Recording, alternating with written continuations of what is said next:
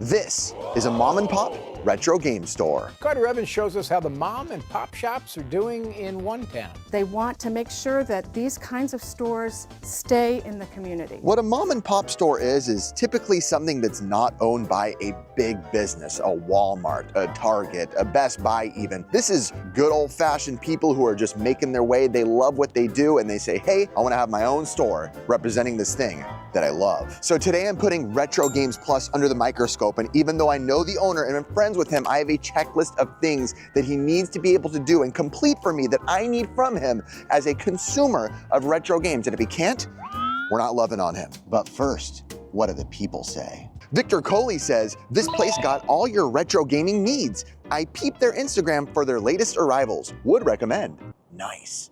Silly Billy says, employee is so chill and generous, really respectful and high quality customer service, really knows his stuff. Wow. Uh-oh, Christian Gallegos. This is a great spot, but the guy with the face tattoo and a gold chain is horrible. Guy will barely acknowledge you and then slams the game boxes and controllers all aggressively. I've been here 3 times and the 2 times I saw him, he had some attitude. Dude acts like he has better things to do. Unfortunate, because the first time I came here, there was this guy that was helpful as heck and seemed passionate about the job.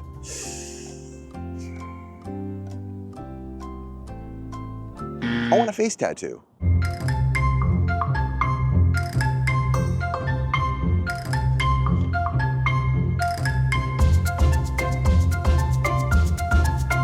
Look at this dump. Well, Christopher.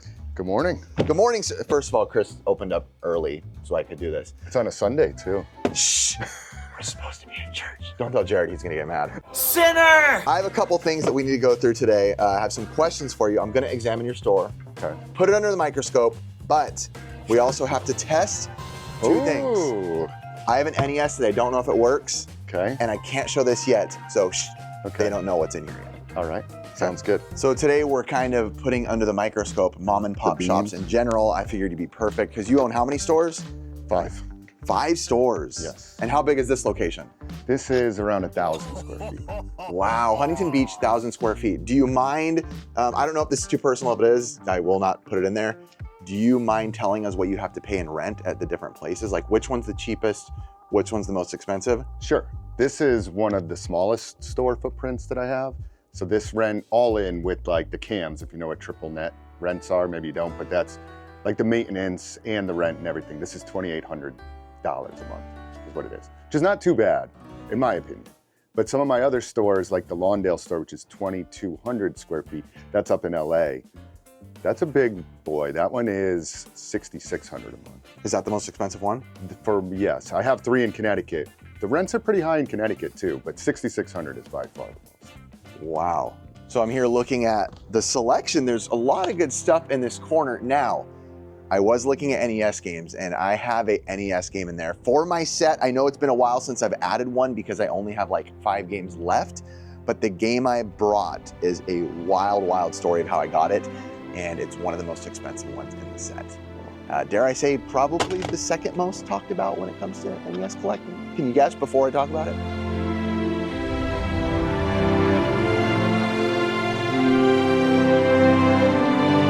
I'm going behind the counter, Chris. We need to hook up this NES so I can check out the NES. Well, first question, putting it in the microscope. Do you have cables? Yes, I should have cables. I'm gonna laugh if you don't have cables. Your reviews. All right, power supply. Ah, dang it, he's doing well.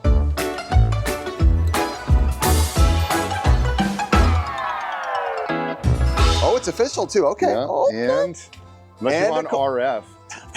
You tell me. This is fancy. AV, we're gonna go fancy. All right, let's do AV it. connection. Where do we hook this up? All right, let's do it over here. So I'm gonna confront you while you hook that up about one of your bad reviews. It's a 1 star. Uh-oh. And it says, listen up my gamer friends if you're looking for a good time. Fuse! This is cool. Boom shakalaka. This is real time. What is Fuse? What are you looking at? Well, this is an awesome app called Fuse, made specifically for gamers. No, this isn't politics. It's not all that jazz. This is for gamers. Gamer talk time. So this has tools for managing game reviews, ratings, collections, and its gamer-focused social community. So PM Studios, you know, one of the greatest studios of all time, is doing a Fuse giveaway, and it's pretty darn epic. It's very darn epic. So some of the exciting giveaways will feature consoles such as the Xbox Series X Galaxy Edition, the white Steam Deck OLED, and more. Plus games and exclusive collector's editions, including the highly sought after Black Myth Wukong Collector's Edition. What makes this really cool is if you look, the fun features within the app that I like is simple things like, what are you playing? You can click on it and change what you're playing. You can update it, your backlog, your wish list, your ratings, and my personal favorite, your top 10. And you can join the Fuse community today to explore a new way to celebrate gaming and make lasting connections with fellow players. Fuse is available for download on the Apple Store and the Google Play Store, with a PC beta coming soon. Don't miss your chance to be among the first to claim your giveaway rewards and start building your ultimate gaming profile. Thank you, I appreciate it, and now, back to the video. One of your bad reviews, it's a 1 star. Uh-oh. And it says, this is a great spot, but the guy with the face tattoo and gold chain is horrible. Guy will barely acknowledge you and then slams the game boxes and controllers aggressively. Now I will say, Chris, at the end they do say they've been here before and they've loved the other employees. I don't want you calling out people, putting people on shade on the internet. Do you know what that is? Is that a situation where it's hard to deal with as a owner? Is that regular? Yeah, so first off, I really dislike 1-star reviews. Obviously, I always want to get good reviews. As an owner, I can only do so much per se with like pricing, the way the store looks, all of that. And then there's a human element to running retail, right? Where there's human interactions between people. And I would say any business, whether it's a restaurant or anything where there's people dealing with people, that's one of the hardest things. And as an owner to really manage, right? So that individual is no longer here. He was a really good guy that worked for me. So you know specifically who they're talking about? Yeah. Okay. And there was too many of those negative reviews where I eventually had to let him go.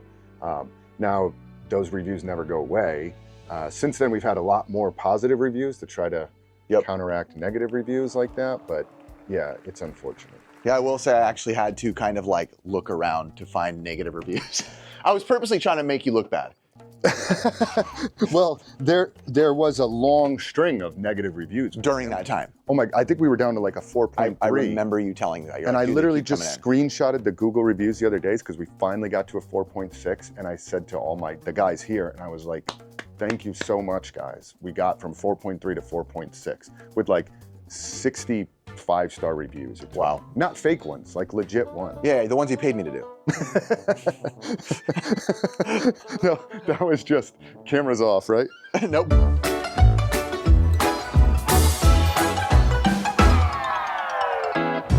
right, well, Chris still hooks that up over there. I want to check out some of the inventory. Wow, that is very, very pretty right there. It's weird that I never really know to this day pricing on disc-based stuff. Like I could be looking at a $500 game and it could be at $70 and I wouldn't know just because I don't know. My brain and bread and butter is always going to be cartridge. Super Nintendo games in the box, Super Nintendo games. Some great ones down there. Also over here, Genesis in the box. The boxes are always going to be strong, typically for Genesis because what they're made out of. Ooh, that Streets of Rage 2 is tempting. And then we have NES in the box. Maybe I'll pick up one in the box. I still don't have a Friday the 13th in the box like that, and that is really clean. And I do always commend their store for continuing to carry vintage clothing and VHS. How's that doing right now, by the way? Vintage clothing and VHS. Is one doing better than the other? Is one alive? Is one dead? Or vintage clothing is a little bit slow right now. Just the market dipped quite a bit, but not dead. I literally just moved about 50 hangers that were down here. That's all the shirts that we've sold. Not like, that was probably over months, but they do trickle out. Got it. And VHS, similarly, like, not crazy, just trickles out. You know, it's really just about having like good inventory. So, still okay. Starting to get sad that NES out there, I can see Chris working on it, and from what I see, I didn't ask, it doesn't look like he's having any luck getting it fired up. So that means I would have to do another NES to test my NES game that I got that's rare that I need for my set that I haven't tested yet. It's complicated. It's funny too, because hanging out with Chris so much, I'll be in his back room and I'll literally see stuff that I'm like, oh, I saw them pick this up yesterday at the swap meet with us. So it's kind of fun. Yeah, you heard that? Yeah. I was like, I saw that yesterday. I saw you pick it up. Chris, is there no luck on that NES? This is all I could get. It's very loose. Oh. So it's like... Just like Curtis's mom.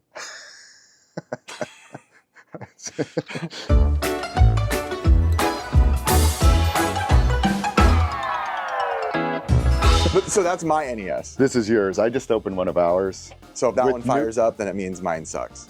Yeah, this one was like really like in and out. Yeah. No, Chris, no. Okay, we're trying a different NES now. I'm really hoping this works, Christopher. All right. Oh, Tight, nice and tight. tight, Those are some tight, fresh pins. Uh-oh. Come on. Come on. No, it could be the game. That's Let's true. try a different game. The journey, and this is why people emulate.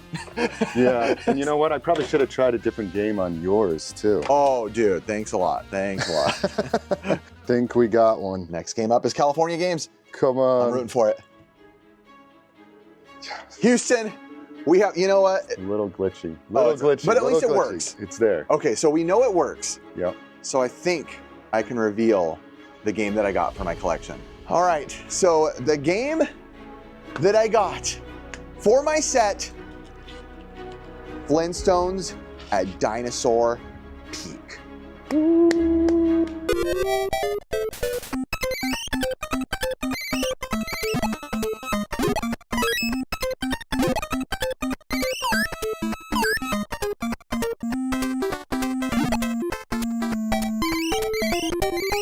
Okay, so before I tell y'all how I got this crazy deal, I'm talking crazy, look how clean. Chris, what is the actual current state of mom and pop stores in the retro world? Honestly, this past year, 2024, was one of the best years I've ever had with the stores. Wow. Yeah, and since COVID, which would be 2021, I would say every year since then has been increased about 10-15% over the last 4 years, which is pretty good for any business. So no death after COVID, because I've heard people say COVID went up and then after COVID. There was a little bit of a dip. Definitely like during COVID, there was a crazy like spike with everybody wanting to play games. Little bit of a dip, but honestly, it just has kept going up the last 4 years. In the past, I've been doing it since 2008. I think I opened my first store in 2011. There has been ups and downs. So we've had a pretty good run for 4 years. It's pretty good.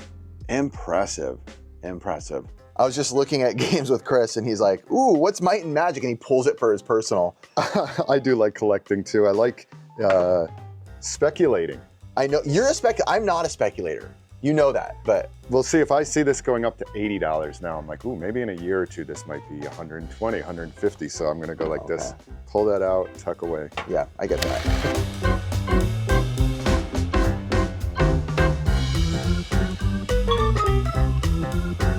Chris, will you grab me? I think I need that Zelda. Sorry about the glare. So I'll take an Earthworm Jim. that's a good one. As well, and then Castlevania, of course. Okay. I'll take a Castlevania, and let's do DK 2 and 3. Got it.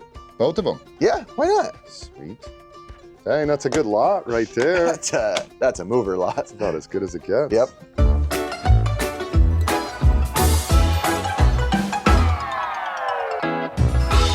Shh. Secret reminder. Best place to buy games at a good deal. Best place to sell games. Encore. Go download the app. E-N-C-O-R-E. See you there. Ricky's over there with me. So is Curtis. I'm over there. To be honest, everyone that's cool is over there. Just saying it. Just letting you know. Did you verify the board and everything on this? I did. So, okay, I think now's the time to talk about it. So this Flintstones, I got a message. I'm going to move this right here. I got a message, an email from a longtime fan of the show who's been watching since our early show for over 13 years. Okay. And he was like, listen, I've been watching forever. I have something for your set. I will not let you pay me. His name's Hugo. And I was like, I will pay you. I will do anything. Please, I want to pay you. And he's like, no, sir, you've given me years of entertainment for free, which whatever your feelings are on that, I was a little uncomfortable at first accepting it. In the end, I ended up feeling really good. He made me feel good. We talked, we emailed back and forth for a long time. And now I have freaking Flintstones Dinosaur Peak. I've got to say, Hugo is really good at making repros. No, No, it's not a repro. I actually did. And what's crazy is Hugo's from Brazil. So when you look at this, this is all the North American version, right? Everything looks normal, everything's right. The back is more the Brazilian style, but the board is completely legit official, like NTSC American Nintendo chip. Does this add or depreciate the value at all being Spanish? We looked. It doesn't. Ben was even saying too, he's like, you can just change the back because that doesn't matter at all. Like if you want to swap it with a proper back, you can. Front's legit, proper legit. Boards proper legit, everything. NTSC. Yeah. But again, and even this, I probably will just keep it this because it's original and it's more like special coming from Hugo, like where it came from. I'd like to just keep it like that. Yeah, for sure. What do you think this is, this Playtronic? It's probably a store. I have no idea what that is. It's probably a store, is my best guess. So I have not tested it yet though. Now we did check the board, everything, but we have not tested it. If it doesn't work off the rip, that's okay. My gosh, these pins are tight. Tight. Come on. Yes, let's go. Look at that. Beautiful. Oh my gosh. Oh, wow. Beautiful. Oh my god. Have you played? Well, you've played all these games. I have not played this. It's the music, the theme song. Oh yeah? That is good. Hugo, seriously, thank you so much. No one ever has to do something like that. Again, I felt uncomfortable and comfortable at the same time. Again, greatest gift ever. What a true blessing and makes me feel rewarded. Can we play it really quick? Can we play absolutely, one? Absolutely, absolutely.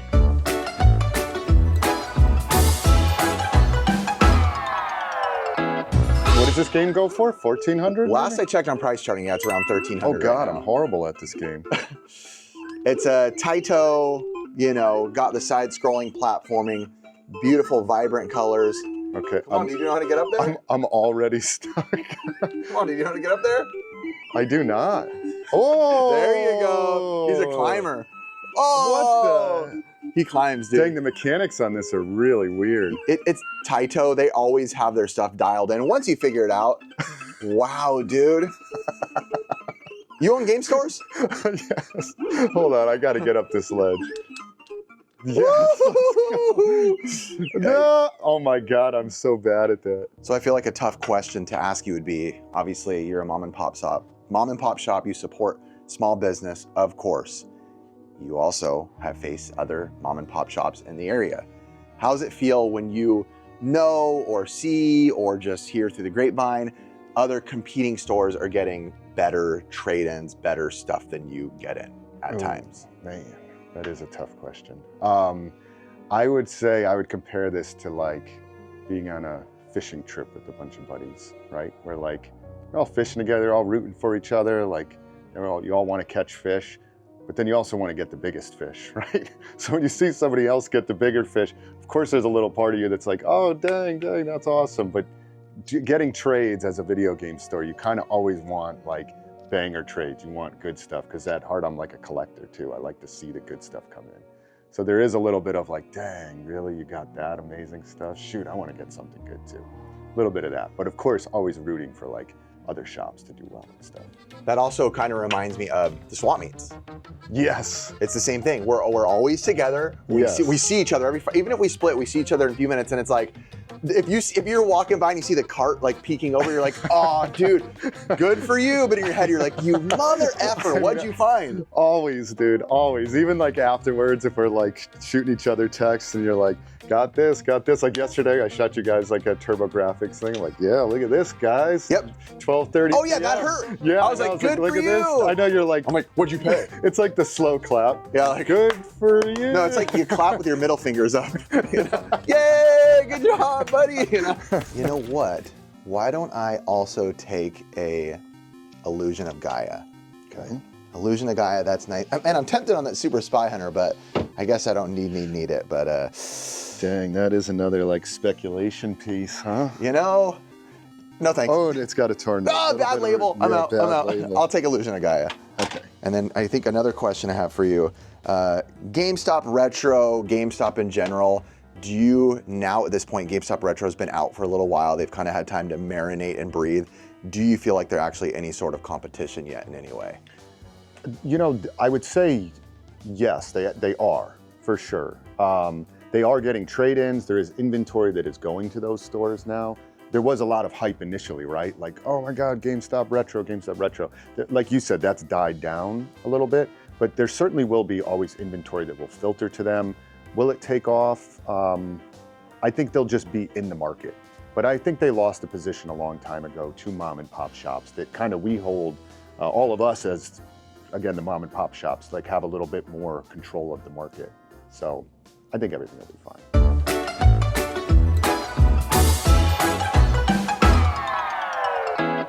Now, Chris, you did say to me though, before when the camera was off, GameStop had a Bonk's Adventure, and how much was it? They got, so I had a buddy that messaged me just last week that they had a Bonk's Adventure that got traded in, and I think they were selling it for like $100. Wait, he worked there? No, Okay. He had a friend that worked there. Got that messaged him and said he had a Bonk's Adventure, and I believe they sold it for $100.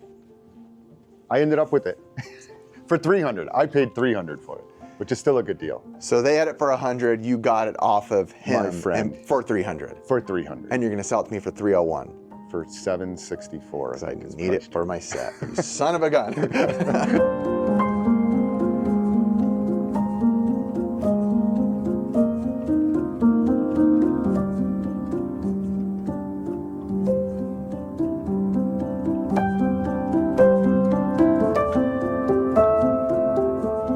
You know, I haven't been in here with y'all in a while. This is, you can see my wall over here, kind of horrible angle. Hello, I'm over here. This is where I film, like where I list when I sell stuff on Encore, put my phone here, and this is kind of my background that I use, as well as obviously just having my beautiful background of games. No matter how many times I've come in this room, I have yet to not be overwhelmed with emotions by how much I love and enjoy having the NES set that I'm almost done with. I have about 4 games left on my entire set, our entire set, Ricky and I. I think the game I'm gonna have to play right now is Codename Viper, one of my favorite Capcom games of all time. I love the music on this. When it comes to mom and pop shops, support them. I'm also not one of those people who like hates on big stores because they're big and they've gone into corporation. Yeah, there's obviously bad things about some of that as well when people get seedy and greedy and weird. But mom and pop shops, for any business, 90% of the time, they're into it because they love it, right? It'd be like as if I started one. It's because I have such a passion for this. Most, I'd say again, 90% of mom and pop shops that I've ever talked to, these are people who were for years involved in the community before, and they love what they do, and they have such a heart for the community, the scene, and video games themselves, or whatever it is they may be selling. And Chris is no different as well. You know, I came from just knowing him through the show and talking to him here and there. My gosh, this game is mint condition. And now we've become friends. And I know his heart in there. He's at the swap meet every weekend having fun regardless of what we find. Retro Games Plus, man, what a cool place, and what a great guy to be running so many stores and spreading what he does throughout all parts of the US. I'm genuinely almost like regretting opening this because I don't know if I don't think anybody's ever opened this. Crap. Whatever. Time to play.